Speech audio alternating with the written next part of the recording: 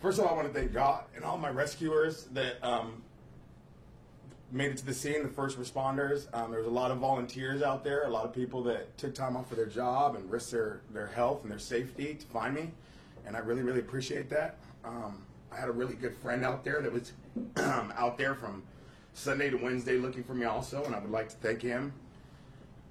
And yeah, as Deputy Katz said, it was a heavily brushed area. I injured myself and I freaked out in the darkness and, you know, lost my bag and didn't have any survival gear on me, no flashlights, no sweater, no lighter, and I just had to trek on down the mountain until I found some water and was drinking out of little streams when I could, finding little caves to sleep in, and you know, just general trying to find a will to survive out there. It was dark, it was cold, it was scary.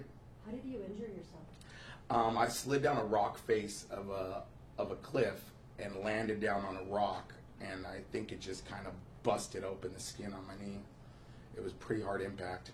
At what point did you start to panic? Well, it was the first night, Sunday night, when it got dark and I didn't have my bag and I had my flashlights in my bag, was when I started to freak out and I moved farther and farther away from my bag is what ended up happening. And then I injured myself, and then the only option was down, no more up. So I left the bag alone and I decided I needed to find water or try to find people, and I could hear some highway sounds, so I was trying to follow highway sounds and water sounds down below. Was there ever a point where you felt like this is hopeless? Yeah. Oh yeah. Definitely. Can you describe what that was like? It sucked. You know, I had no energy left. I was dehydrated. I had no nutrients left in my body, and I was hurt. And I just knew if I gave up, though, that I would really, literally just be giving up my life because no one was going to find me where I was. I needed to keep moving. So I just found the will to keep going. How do you deal with that spiritually and emotionally? Do you make peace with your maker? Or what do you absolutely, absolutely. I just kept asking for spiritual help, really, because other than that, you know, I didn't know how my physical state wasn't going to bring me back. I didn't have anything left in me. Do you think your biggest mistake was getting away from the bag? Because evidently yes, I do. Your phone was in there. Yes, too. I do. But I left my bag somewhere where it had service, which helped them be able to ping my phone. Because if I had carried my bag and I had got down deeper into the mountain, they wouldn't have been able to ping it. It wouldn't have had GPS on it. Did you do that intentionally? I did. I wanted to come back and make a phone call. So when you went down the hill to ask for help, how difficult was that? It was very difficult. There was a lot of switchbacks. So, you know, there was a lot of places where I'd come up and I'd hit brush so thick that there was no moving through it, and then I'd have to cut back this way to get around it, and just, you know, it was a long, windy path down the mountain. And, you know, when you're there and you're starting to really freak out, what were you thinking of, or who were you thinking of? I was thinking of all the people that were out there searching for me. I could hear the helicopters. I knew there were people out there. I knew there's people that cared about me, and that's what kept me going. My mom, my grandma, my buddy that was out there, you know. It was just completely about, it wasn't about me at that point at all. It was about everybody else. Describe the pain of your knee gap. Ooh, I really didn't even want to think about it. I didn't open it. I didn't look at it because I knew if I looked at it, I wouldn't be moving anymore after that because it hurt so bad. It kept bleeding the whole time, so it was stuck to my pant leg. And yeah, I didn't open it up. Well, they opened it up.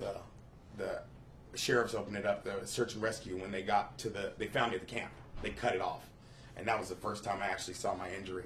But until then, it wasn't, since I hadn't seen it, you know, I just knew that there was some bleeding going on down there and there was a problem, but I didn't know the extent of it. So I think that helped me block the pain out. So after days of hearing helicopters, maybe even voices, knowing they were looking for you, you stumbled upon the Salvation Army camp. Describe that moment. That moment was amazing. That was a great, great point in time. First thing I saw was a bathroom, and it had a door open. So I ran in, I turned the faucet on, and I started just guzzling water. And then after that, I continued to walk down into the camp and yell. Nobody was hearing me still because the camp was pretty desolate. It's a summer camp.